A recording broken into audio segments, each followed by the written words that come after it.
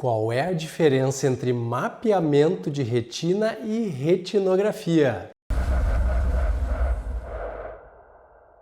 Tudo bom, pessoal? Aqui quem fala é Mário Bula, médico oftalmologista, cirurgião de retina. Seja mais uma vez muito bem-vindo ao canal Retina Vitrio, que é o canal mais completo de retina de todo o YouTube. Se você ainda não é inscrito, inscreva-se no canal e aproveite para fazer algum comentário sobre dúvidas da área da retina ou da oftalmologia, porque, como você sabe, nós adoramos responder as perguntas de vocês e às vezes nós escolhemos algum comentário especial para fazer vídeo, como é o caso de hoje. E este nosso seguidor questiona uma coisa muito interessante sobre dois exames que nós fazemos todos os dias, que são o mapeamento de retina e a retinografia. Ele pergunta se existe alguma diferença entre estes dois e para que eles servem. Esta pergunta até pode parecer simples, mas hoje em dia ela até tornou-se um pouco complexa, porque de alguma forma a retinografia e o mapeamento de retina se sobrepõem.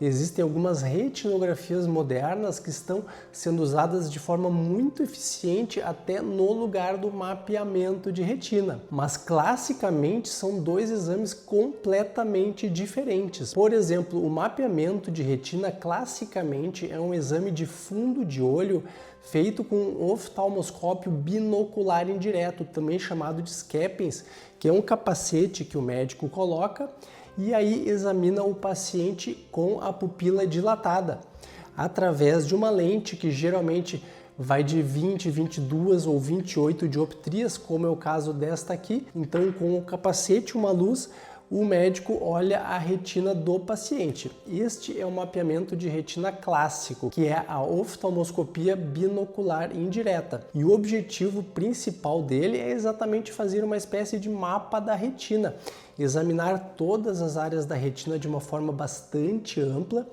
Inclusive, este tipo de oftalmoscopia não dá tanto detalhe quanto aquele feito na lâmpada de fenda, que é onde o paciente encosta o queixo e a testa, porque lá existe um aumento muito maior. Esse aqui existe um aumento menor, então o objetivo é examinar uma área mais ampla.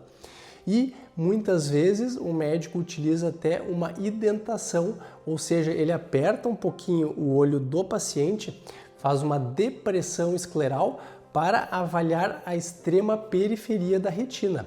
E nessa situação, às vezes, o exame pode ser um pouquinho desconfortável. Nem sempre é feita essa depressão escleral. Atualmente, muitas vezes até pode-se optar por fazer um exame parecido com este na lâmpada de fenda, utilizando-se, por exemplo, uma lente de 3 espelhos, que é uma lente que encosta no olho do paciente ou alguma outra lente de contato, como uma lente panfundoscópica, onde o médico também consegue ter esta visão da periferia da retina, para ali detectar alguma degeneração, algum buraco, algum rasgo, até mesmo para examinar um descolamento de retina, muitas vezes para avaliar a presença da retinopatia diabética, mas é um exame que não gera uma foto, é um laudo feito pelo próprio médico. Diferente da retinografia, como o próprio nome diz, que é uma espécie de foto do fundo do olho. E é um exame muito utilizado classicamente para, por exemplo, quantificar a retinopatia diabética, ou então tirar uma foto do nervo óptico, que pode ser chamada também de papilografia ou estereofoto de papila. E antigamente este exame tirava uma foto apenas de um pedacinho mais central do fundo do olho, e as máquinas vieram evoluindo muito e atualmente existem retinografias wide field, ultra wide field,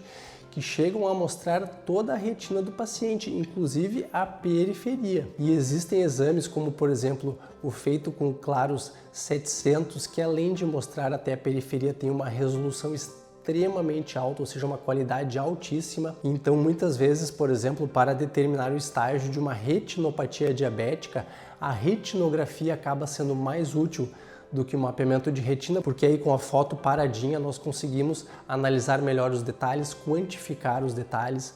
E nessas fotos ultra wide field, então, muitas vezes nós conseguimos detectar detalhes lá da periferia da retina do paciente, como por exemplo os exames feitos com os aparelhos California, Daytona ou Silverstone, que mostram realmente uma periferia tão distante, tão afastada do centro, que muitas vezes é mais eficaz que o próprio mapeamento de retina para detectar rupturas, degenerações periféricas da retina. Então, basicamente, o exame de mapeamento e de retinografia são diferentes, ou seja, um é uma foto e outro é um exame de fundo de olho feito pelo médico, mas ambos se sobrepõem, ou seja, para avaliar uma retinopatia diabética, ambos servem. Para avaliar um descolamento de retina, atualmente ambos podem ser utilizados. Existe às vezes um paciente que tem suspeita de glaucoma, aí o mapeamento talvez não seja o ideal, pode ser feito aquele exame na lâmpada de fenda, que atualmente às vezes também é chamado de mapeamento de retina, mas seria uma biomicroscopia de fundo. E aí, neste caso, a foto da papila, a foto do nervo óptico pode ser até mais interessante que o próprio mapeamento. Então, são exames utilizados para avaliar a retina, um pouco diferente do outro, mas sim, com ambos, muitas vezes nós conseguimos ver as mesmas coisas. Por exemplo, um paciente que está com uma lesão de toxoplasmose, tanto a foto quanto o mapeamento de retina podem ser extremamente eficientes para mostrar a lesão da toxoplasmose. Às vezes alguma ruptura retiniana pode ser vista com o mapeamento e também com estes exames de retinografia mais modernos, ultra wide field, são extremamente eficazes para determinar onde está a ruptura. É claro que se você tem dúvidas sobre os procedimentos, converse direitinho com o seu médico ou então deixe mais um comentário aqui no canal questionando qual a sua dúvida. Um abraço e até o próximo vídeo aqui no canal Retina e Vítreo.